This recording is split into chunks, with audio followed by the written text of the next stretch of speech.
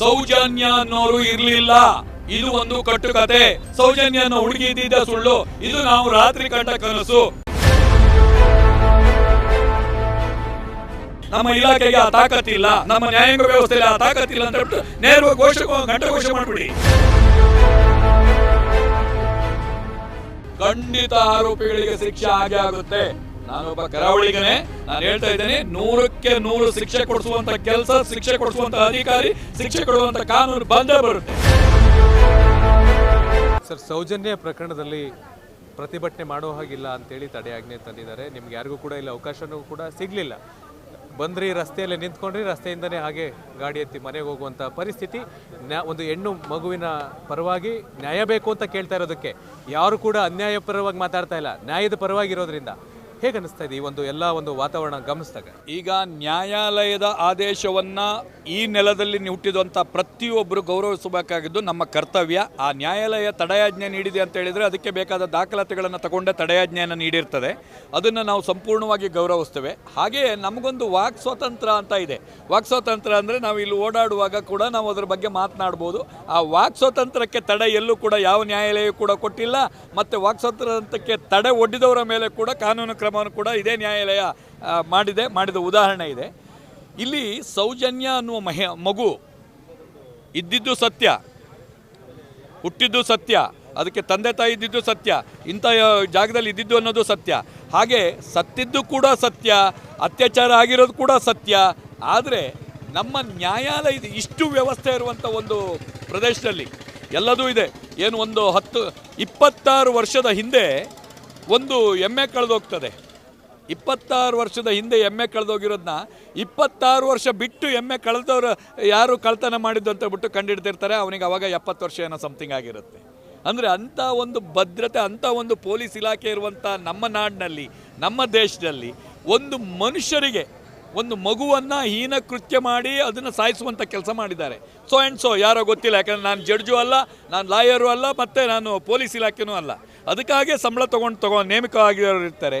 ಅವರು ಅದನ್ನು ಪತ್ತೆ ಹಚ್ಚುವಂಥ ಕೆಲಸ ಮಾಡಬೇಕು. ಅದು ಪತ್ತೆ ಹಚ್ಚಿಲ್ಲ ಅಂತ ಹೇಳಿದ್ದೆ ಹೌದಾದರೆ ಸಂವಿಧಾನದ ಮೇಲಿರುವಂಥ ನ್ಯಾಯ, ಇದು ಗೌರವ, ನಮ್ಮ ಕಾನೂನಿನ ಮೇಲಿರುವಂಥ ಗೌರವ, ನ್ಯಾಯಾಲಯಗಳ ಮೇಲಿರುವಂಥ ಗೌರವಗಳು ಏನಾಗ್ತದೆ ಅಂದರೆ ಕ್ಷೀಣಿಸಿ ಹೋಗ್ತದೆ.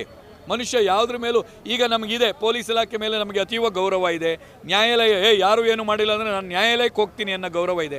ನಾಳೆ ದಿವಸ ನಮ್ಗೆ ಏನನ್ಸುತ್ತೆ ಅಂತ ಹೇಳಿದರೆ, ನ್ಯಾಯಾಲಯ ಹೋದರೂ ನಮ್ಗೆ ನ್ಯಾಯ ಸಿಗಲ್ಲ ರೀ, ಪೊಲೀಸ್ ಇಲಾಖೆ ಹತ್ರ ಹೋದರೂ ನಮ್ಗೆ ನ್ಯಾಯ ಸಿಗಲ್ಲ ರೀ ಅನ್ನೋ ಒಂದು ಭಾವನೆ ಬರ್ತದೆ. ಆ ಭಾವನೆ ಸಮಾಜಕ್ಕೆ ಮಾರಕವಾಗಿರ್ತದೆ. ಪೊಲೀಸ್ ಇಲಾಖೆ ಮೇಲೂ ನಮಗೆ ಗೌರವ ಇರಬೇಕು, ನ್ಯಾಯಾಲಯದ ಮೇಲೂ ಗೌರವ ಇರಬೇಕು ಅಂತ ಹೇಳಿದ್ದೆ ಹೌದಾದರೆ ಇದಕ್ಕೆ ಸೂಕ್ತ ರೀತಿಯಲ್ಲಿ ತನಿಖೆ ನಡೀಬೇಕು. ತನಿಖೆ ನಡೆದುಬಿಟ್ಟು ಯಾರು ಆರೋಪಿ ಇದ್ದಾರೋ ಸೊ ಯಾರು ಆಗಿರ್ಬೋದು. ತನಿಖೆ ಅಂತ ಇದ್ರಿ, ಪೊಲೀಸ್ ಇಲಾಖೆ ಆಯಿತು, CID ಆಯಿತು, CBI ಆಗೋಯ್ತು, ಎಲ್ಲ ಸಂಸ್ಥೆಗಳು ಮಾಡಿ ಕೂಡ ಯಾವುದೇ ಅಪರಾಧ ಇಲ್ಲಿ ಯಾರು ಸಂತೋಷ್ ರಾವ್ ಮೇಲೇನೆ ಬೆಟ್ ಮಾಡಿ ತೋರಿಸಿದ್ರು. ಒಂದು ಜೊತೆಗೆ ಎವಿಡೆನ್ಸ್ ಇಲ್ಲ ಅಂತ ಹೇಳ್ತು. ಸರ್, ನಾನು ಹೇಳ್ತಾ ಇರೋದು ಒಂದೇ ಸರ್. ಹಾಗಾದರೆ ಒಂದು ಘೋಷಣೆಯನ್ನು ಮಾಡಿ, ಸೌಜನ್ಯ ಅನ್ನೋರು ಇರಲಿಲ್ಲ, ಇದು ಒಂದು ಕಟ್ಟುಕತೆ.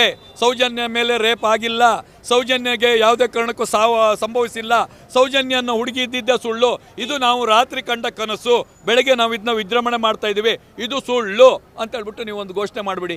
ಎವಿಡೆನ್ಸ್ ಇಲ್ಲ ಅಂದರೆ ಎವಿಡೆನ್ಸ್ ಕ್ರಿಯೇಟ್ ಮಾಡಿರಿ. ಹಾಗಾದ್ರೆ ಒಂದಿಲ್ಲ ಅಂದರೆ ಹೇಳಿ ನಮ್ಮ ಇಲಾಖೆಗೆ ಆ ತಾಕತ್ತಿಲ್ಲ, ನಮ್ಮ ನ್ಯಾಯಾಂಗ ವ್ಯವಸ್ಥೆಯಲ್ಲಿ ಆ ತಾಕತ್ತಿಲ್ಲ ಅಂತ ಹೇಳ್ಬಿಟ್ಟು ನೇರವಾಗಿ ಘಂಟಘೋಷ ಮಾಡಿಬಿಡಿ. ಅವಾಗ ನಮ್ಮಂತರ ಕೇಳಂತ ತಪ್ಪುತ್ತಲ್ಲ. ನೀವು ಎಲ್ಲದೂ ಸತ್ತಿದ್ದು ಹೌದು, ಇದಾಗಿದ್ದು ಹೌದು, ಹಾಗಾದ್ರೆ ಯಾರು ನಂಗೆ ಗೊತ್ತಿಲ್ಲ, ಎವಿಡೆನ್ಸ್ ಇಲ್ಲ ಅಂದರೆ ಎವಿಡೆನ್ಸ್ ಇಲ್ಲದೇನೆ ಈ ಥರ ಅತ್ಯಾಚಾರಗಳನ್ನು ಮಾಡ್ಬೋದು, ಎವಿಡೆನ್ಸ್ ಇಲ್ಲದೇನೆ ಈ ಥರ ಸಾಯಿಸ್ಬೋದು, ಎವಿಡೆನ್ಸ್ ಇಲ್ಲದೇನೆ ಏನಾದ್ರು ಮಾಡ್ಬೋದು ಅಂತ ಹೇಳ್ಬಿಟ್ಟು ಜನರಿಗೆ ಸಂದೇಶ ಸಾರಲಿಕ್ಕೆ ಹೊರಟಿದ್ದೀರಾ. ಸರ್ಕಾರಗಳು, ಅಧಿಕಾರಿಗಳೆಲ್ಲ ಸೇರಿಕೊಂಡು ಈ ಸಂದೇಶವನ್ನು ಜನರಿಗೆ ಸಾರಲಿಕ್ಕೆ ಹೊರಟಿದ್ದೀರಾ.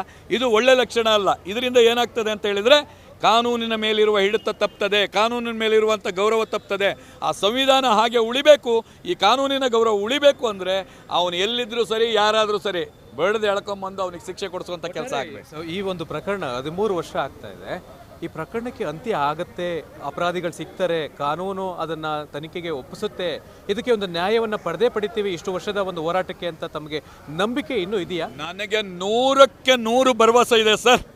ಖಂಡಿತ ಆರೋಪಿಗಳಿಗೆ ಶಿಕ್ಷೆ ಆಗೇ ಆಗುತ್ತೆ.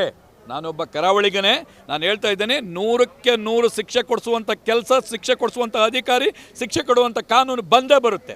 ಸ್ವಲ್ಪ ವಿಳಂಬ ಆಗ್ಬೋದು. ಯಾಕೆ ಅಂತ ಹೇಳಿದರೆ ಯಾವತ್ತೂ ಅಷ್ಟೇ ಕೆಟ್ಟದ್ದಕ್ಕೆ ಸ್ವಲ್ಪ ಜಾಸ್ತಿ ಅವಕಾಶ ಸಿಗುವಂಥದ್ದು. ಒಳ್ಳೆಯದು ಲಾಸ್ಟಿಗೆ ಬರೋದು ಒಳ್ಳೆಯದೇ. ಖಂಡಿತವಾಗಿಯೂ ಆರೋಪಿಗೆ ಶಿಕ್ಷೆ ಆಗೇ ಆಗುತ್ತೆ. ಅವನು ಯಾರಾದರೂ ಸರಿ ಶಿಕ್ಷೆ ಆಗೇ ಆಗುತ್ತೆ. ಅದು ಅವನಿಗೆ ಶಿಕ್ಷೆ ಕಾನೂನು ಕೊಟ್ಟಿಲ್ಲ ಅಂತ ಹೇಳಿದ್ರು, ಆ ಮೇಲೊಬ್ಬ ದೇವರು ಅಂತ ಇದ್ದಾನೆ, ಅವನೇ ಆದರೂ ಅವನು ಸ್ವಯದೃಚ್ಛವಾಗಿದ್ರೂ ಶಿಕ್ಷೆ ಅನುಭವಿಸ್ತಾರೆ. ಅದರಲ್ಲಿ ಎರಡನೇ ಮಾತೇ ಇಲ್ಲ.